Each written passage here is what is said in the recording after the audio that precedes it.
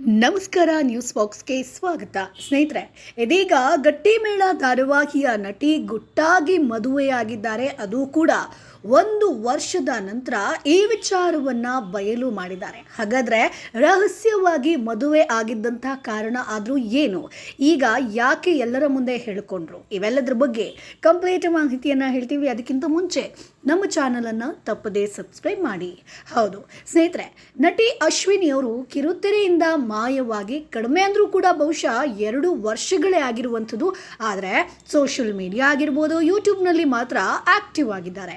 ತಮ್ಮ ಒಂದು ದೈನಂದಿನ ವಿಚಾರ ಆಗಿರ್ಬೋದು, ತಮ್ಮ ಇಷ್ಟ ಕಷ್ಟ, ಹೊಸ ತಿನಿಸುಗಳ ರೆಸಿಪಿ ಆಗಿರ್ಬೋದು, ಮನೆಯನ್ನು ಸ್ವಚ್ಛಗೊಳಿಸುವಂಥ ಟಿಪ್ಸ್ ಆಗಿರ್ಬೋದು, ಹಬ್ಬಗಳ ಆಚರಣೆ, ಸೌಂದರ್ಯದ ಒಂದು ಟಿಪ್ಸ್ಗಳು ಸೇರಿದಂತೆ ಎಲ್ಲ ಮಾಹಿತಿಯನ್ನು ನೀಡ್ತಾ ಇರ್ತಾರೆ.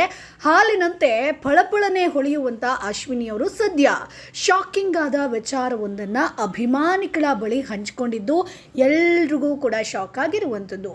ಗಟ್ಟಿಮೇಳ ಧಾರಾವಾಹಿಯಲ್ಲಿ ಮೊದಲು ಆರತಿ ಪಾತ್ರವನ್ನು ಮಾಡಿದಂಥ ಅಶ್ವಿನಿ ಅವರು ಪಾತ್ರಕ್ಕೆ ಹೇಳಿ ಮಾಡಿಸಿದಂತೆ ಇದ್ದರು. ಈಗಲೂ ಕೂಡ ಈಕೆಯನ್ನು ಕರೆಯುವಂಥದ್ದು ಆರತಿ ಅಂತಲೇ. ಸೊ ಅಶ್ವಿನಿಯವರು ತೆರೆ ಮೇಲೆ ಕಾಣಿಸ್ಕೊಳ್ಳಿಲ್ಲ ಅಂತಂದರೂ ಕೂಡ ಅವರಿಗಿರುವಂಥ ಕ್ರೇಜ್ ಮಾತ್ರ ಇನ್ನೂ ಕಡಿಮೆಯಾಗಿಲ್ಲ. ಗಟ್ಟಿಮೇಳ ಧಾರಾವಾಹಿಯಲ್ಲಿ ಆರತಿಯಾಗಿ ಕಾಣಿಸ್ಕೊಂಡು ಮರೆಯಾದ ಬಳಿಕ ತೆಲುಗು ಅಂಗಳಕ್ಕೆ ಇವರು ಹಾರ್ತಾರೆ. ಅಲ್ಲಿ ಸಾಕಷ್ಟು ಧಾರಾವಾಹಿಯನ್ನು ಮಾಡ್ತಾರೆ.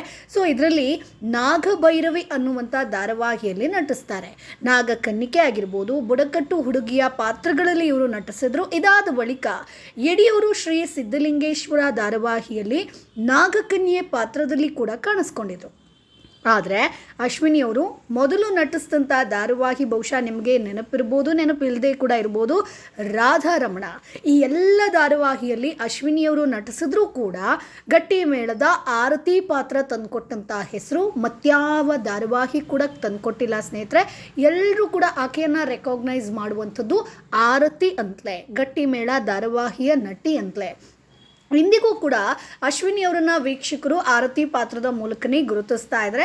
ಸೊ ಕಿರುತೆರೆಯಿಂದ ದೂರ ಆದ ಬಳಿಕ ನಟಿ ಅಶ್ವಿನಿ ಸ್ವಲ್ಪ ದಿನಗಳ ಕಾಲ ಎಲ್ಲೂ ಕೂಡ ಕಾಣಿಸ್ಕೊಂಡಿಲ್ಲ. ಆದರೆ ಇನ್ಸ್ಟಾಗ್ರಾಮ್ನಲ್ಲಿ ತುಂಬ ಆ್ಯಕ್ಟಿವ್ ಆಗಿದ್ರು. ಸಾಕಷ್ಟು ಜನ ಆಕೆಯನ್ನು ಅಲ್ಲಿ ನೋಡ್ತಾ ಇದ್ರು.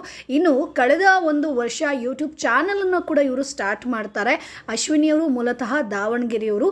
ಬಿಡುವಿನ ವೇಳೆಯಲ್ಲಿ ಊರಿಗೆ ಹೋಗಿ ಹಳ್ಳಿಯಲ್ಲೆಲ್ಲ ಒಂದು ರೌಂಡ್ ಹೊಡೆದು ಆ ವಿಡಿಯೋಗಳನ್ನು ಸೋಷಿಯಲ್ ಮೀಡಿಯಾದಲ್ಲಿ ಹಾಕ್ತಾರೆ.